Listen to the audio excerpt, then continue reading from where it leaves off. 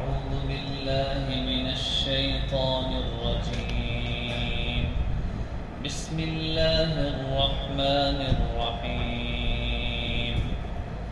إن الذين كذبوا بآياتنا واستكبروا عنها لا تفتح لهم أبواب السماء ولا يدخلون الجنة حتى يلج الجمل في سم الخياط وكذلك نجزي المجرمين.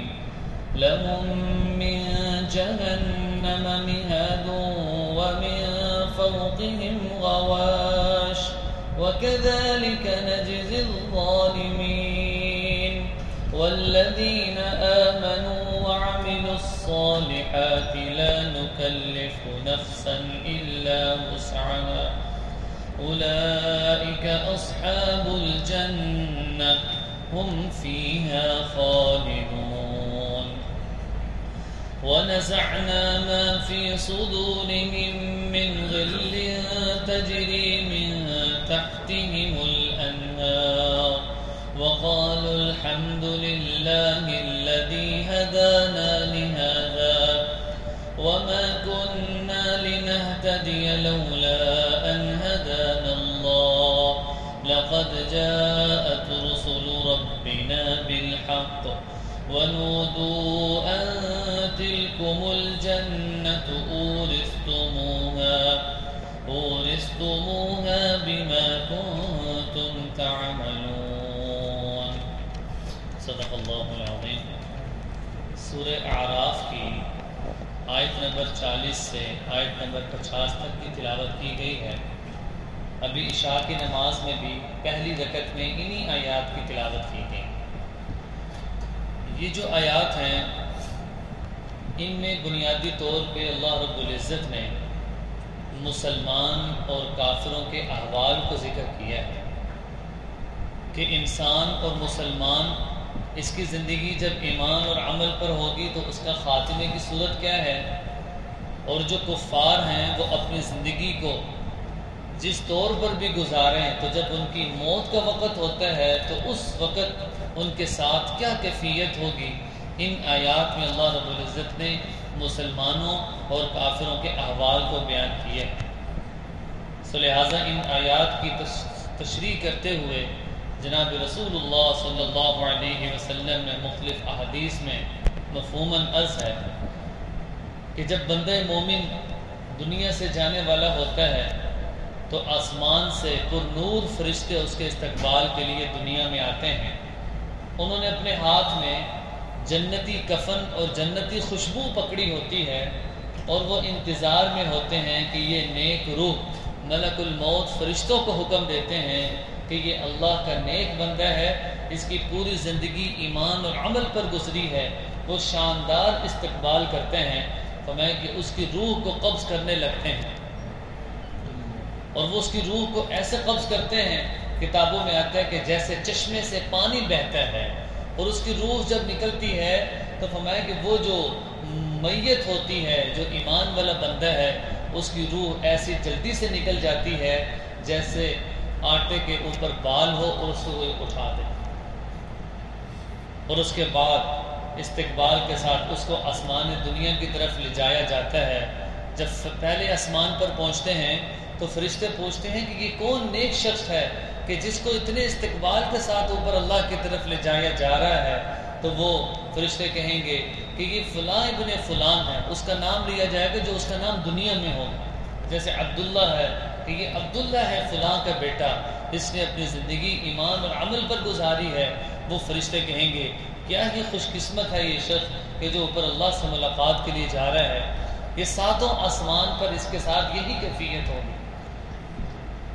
اور جب وہ اللہ کے سامنے پیش کیا جائے گا تو اللہ رب العزت فرمائیں گے کہ اس کو علیین میں پہنچا دو.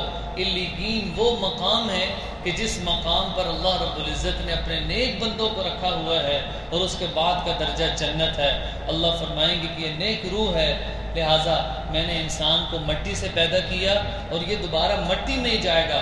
تو وہ فرشتے دوبارہ اس کو مٹی میں لے جائے جاتے ہیں. پھر جو قبر کا باقی سلسلہ ہے وہ مختلف احادیث میں ہے کہ اس کی قبر اتنی کھل جاتی ہے، کشادہ ہو جاتی ہے کہ تا حد نگاہ اس کی قبر وسیع ہو جاتی ہے۔ اور میں کہ دوسری طرف جو کفار ہیں ان کی حالت یہ ہے کہ جب ان کی موت کا وقت قریب آتا ہے تو سیاہ چہرے والے فرشتے آسمان سے اترتے ہیں اور ملک الموت بھی ہوتے ہیں۔ ان کے ہاتھ میں ایک ٹاٹ ہوتا ہے جو سخت گرم اور بدبودار ہوتا ہے کہ اگر اس کی بدبو دنیا میں عام کر دی جائے تو لوگ اس سے دور تک چلے جائیں۔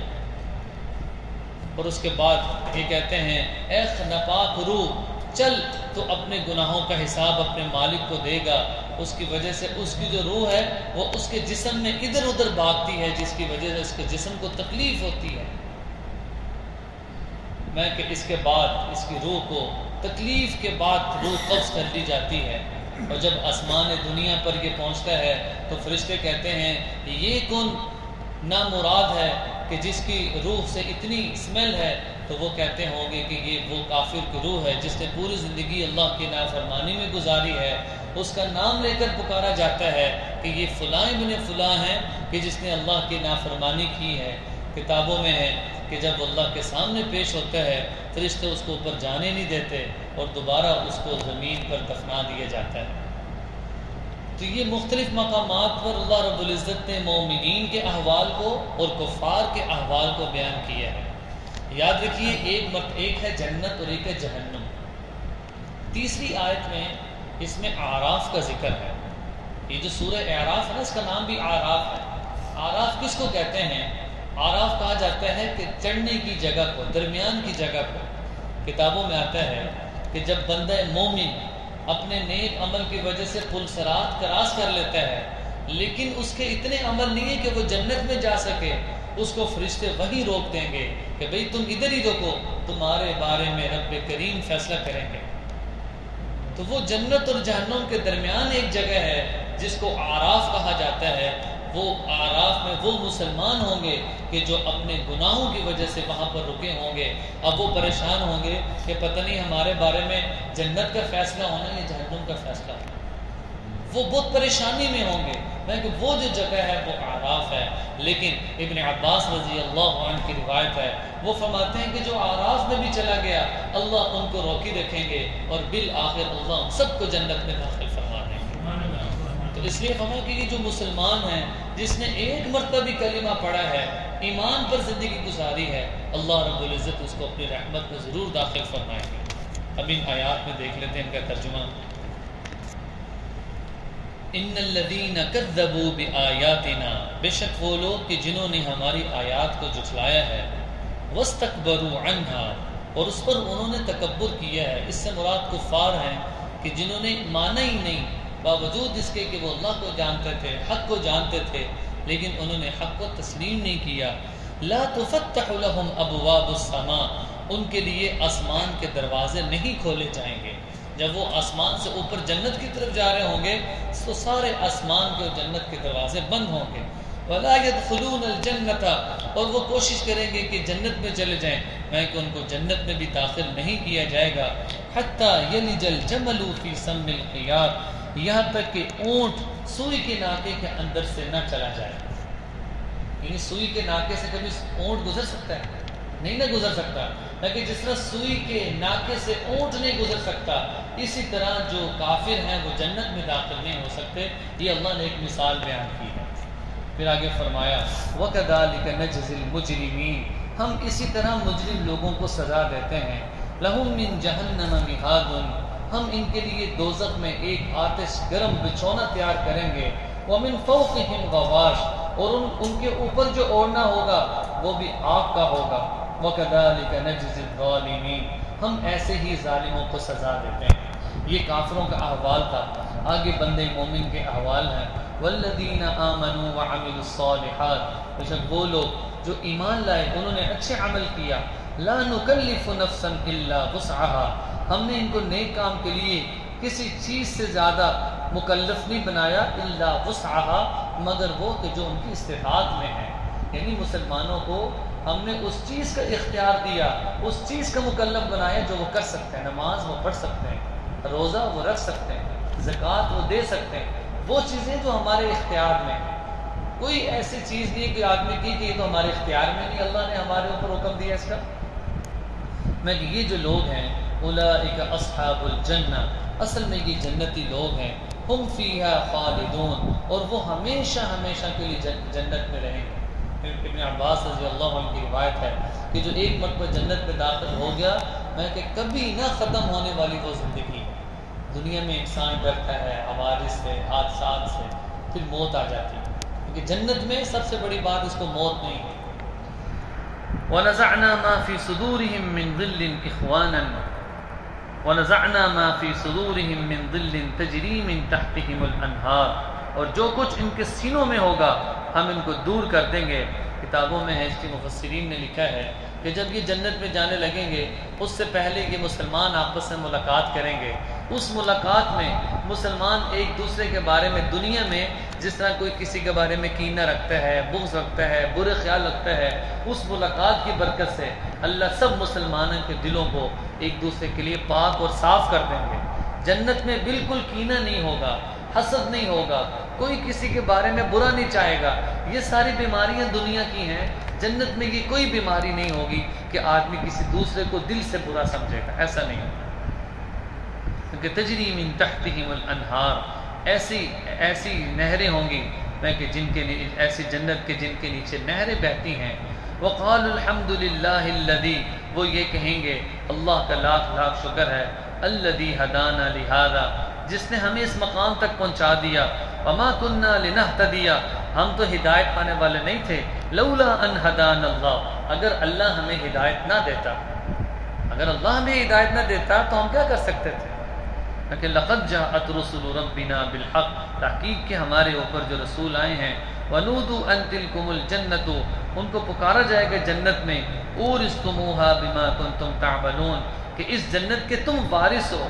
کیوں وارث ہو؟ اس لیے کہ تم نے دنیا میں اللہ کو راضی کیا۔ آگے مختصر سب کرتے ہیں۔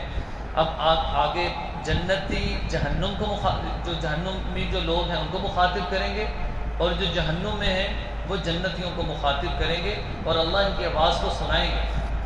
کوئی آدمی کہے کہ جنت ادھر ہوگی، جہنم ادھر ہوگی، ان کی آوازیں کیسے پہنچیں گی؟ یہاں بیٹھ کے جب امریکہ میں فون کر لیتے ہیں آواز پہنچتی ہے نا، یہ تو ٹیکنالوجی، تو اللہ اس پر قادر ہے کہ اللہ وہاں بھی آواز پہنچا دیں۔ میں کہ ونادا اصحاب الجنتی، اہل جنت اہل دوزخ کو پکاریں گے، ان قد وجدنا ما وعدنا ربنا حقا، کہ ہم سے ہمارے رب نے جو وعدہ کیا تھا وہ پورا کر دیا۔ وہ کہیں گے ہمارے سے جو جو وعدہ ہوا تھا، نماز پڑھو گے یہ ملے گا، وہ مل رہا ہے، روزہ رکھو گے یہ ملے گا، ہمارے رب نے فہل وجدتم ما وعد ربکم حقا، سو اس نے ہمیں اللہ نے ہمارے اپنے وعدے کو پورا کر دکھایا۔ قالوا نعم، وہ جہنمی کہیں گے بالکل۔ فاذن مؤذن بینہم، ان کے درمیان ایک پکارنے والا پکارے گا، اللعنۃ اللہ علی الظالمین، کہ جو ظلم کرنے والے ہیں ان پر اللہ کی پھٹکار ہوگی۔ کہ وہ اب پکاریں گے کہ کاش کے حضرت عمر رضی اللہ عنہ نے فرمایا کہ آپ ایسے لوگ مخاطب ہوں گے کہ اللہ کی قسم کھا کر وہ کہیں گے کہ اللہ نے جو وعدے کیے تھے ہم سے پورے کر دیے۔ آگے الذین یصدون عن سبیل اللہ، وہ لوگ جو اللہ کے راستے سے روکتے تھے، ویبغونها عوجا، اس میں کجی تلاش کرتے تھے، وہم بالآخرۃ هم کافرون، یہ لوگ انکار کرنے والے ہیں۔ اگلی جو آیت ہے اس میں جو دوزخ والے ہیں وہ جنتیوں کو پکاریں گے، ونادا اصحاب النار، جو دوزخ والے ہیں اصحاب الجنتی، وہ جنتیوں سے کہیں گے ان افیضوا علینا من الماء، کہ ہمیں تھوڑا سا پانی تو دے دو۔ جو جہنم والے ہوں گے وہ جنت سے کہیں ان افیضوا علینا من الماء، ہمیں تھوڑا سا پانی تو دے دو، او مما رزقکم اللہ، یہ جو اللہ نے تمہیں اتنا کچھ دے دیا ہے اس میں سے تھوڑا تو ہمیں دے دو۔ قالوا، جنت والے کہیں گے ان اللہ حرمہما علی الکافرین، کہ یہ جو جتنی بھی چیزیں ہیں یہ ساری کی ساری چیزیں اللہ نے کافروں پر حرام